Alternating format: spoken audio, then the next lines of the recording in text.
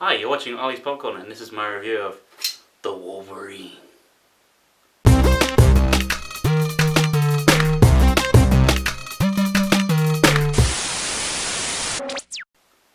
But nice. Cheap effects. So the film features everyone's favourite metal skull superhero, Wolverine, as he is going on a personal journey this time. Maybe it might be a little bit better than that last effort.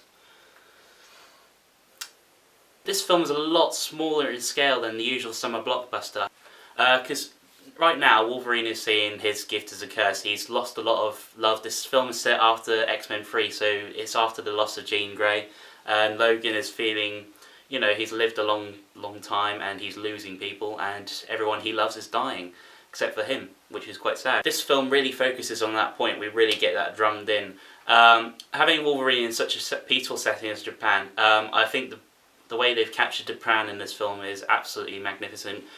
We get real setting of the culture, and it suits Wolverine. It becomes a lot more personal than the usual summer blockbuster superhero film, where everyone's like exploding and running, except as a nuke at the beginning.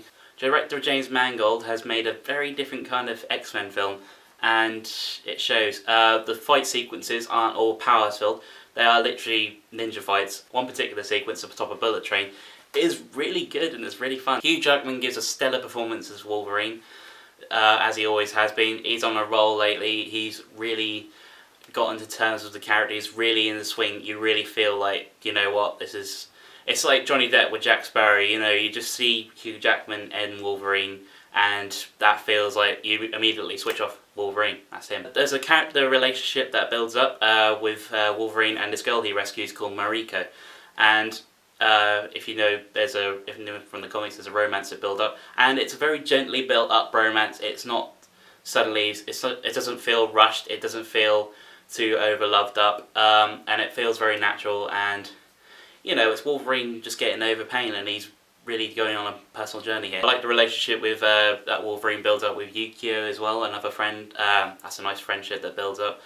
She's a friend to Mariko, and we see her as a loyal character, and we see Wolverine learning from that aspect. Certain aspects I did not like about the film.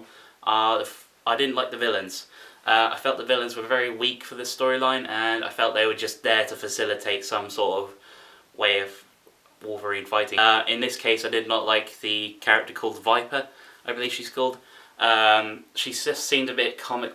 She just seemed a bit out of tone with the rest of the film. She seemed very comic booky, which is weird coming from a comic book film. The film started to shift dramatically in tone towards the last half hour, and it sort of became a bit silly. Although, you know, it's enjoyable, but I would say the first hour and a half of this film was a lot more better, and I would have probably preferred if the film carried on with that tone. I think in terms of the X-Men films, this is one of the better ones. I would say it's my third favourite X-Men film. I'm going to give the Wolverine a solid 4 pops. Adios amigos.